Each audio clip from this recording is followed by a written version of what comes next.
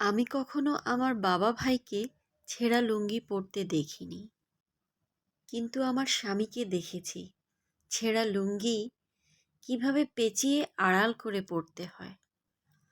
সেই দিনগুলোতে আত্মীয়রা সব হারিয়ে গিয়েছিল, চিরচেনা মুখগুলো ঝাপসা হয়েছিল। যেদিন ঘরে রান্না করার মতো কিছু থাকতো না, সেদিন কাঁচামরিচ আর পেঁয়াজ ভেজে ভর্তা মাখিয়ে খুদের ভাত দিয়ে খেতাম।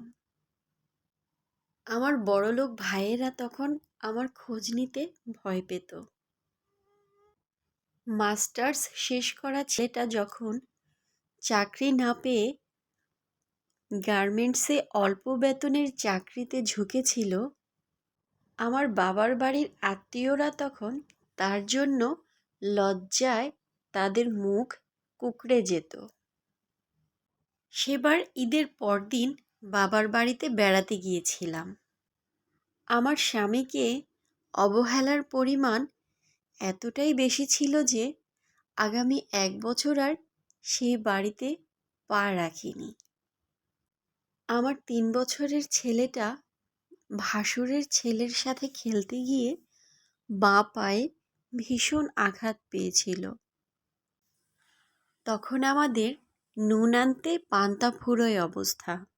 ডাক্তার, চিকিৎসা করানোর মতো আমাদের কোনো সামর্থ্যই ছিল না। ছেলের এত করুণ অবস্থা দেখে আমার স্বামী বাধ্য হয়ে আমার ভাসুরের কাছে হাত পেতেছিল, কিন্তু কিঞ্চিৎ সাহায্যও তারা কেউ করেনি আমাদেরকে। নিরুপায় হয়ে অবশিষ্ট কানের দুলজোড়া বিক্রি করে দিয়েছিলাম। আলহামদুলিল্লাহ, আজ আমাদের সব আছে।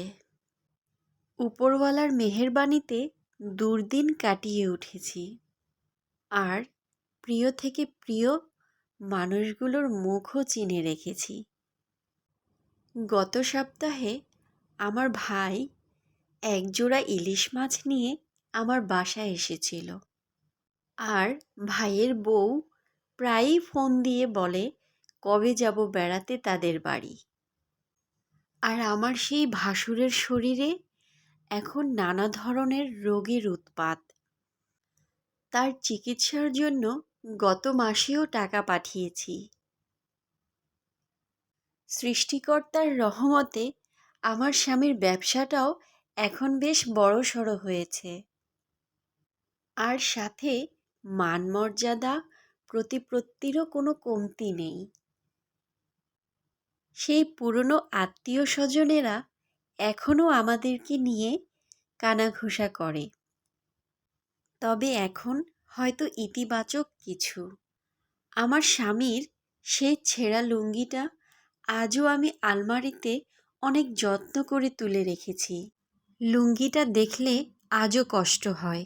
ব্যবধানটা শুধু সুদিন আর দুর্দিনের।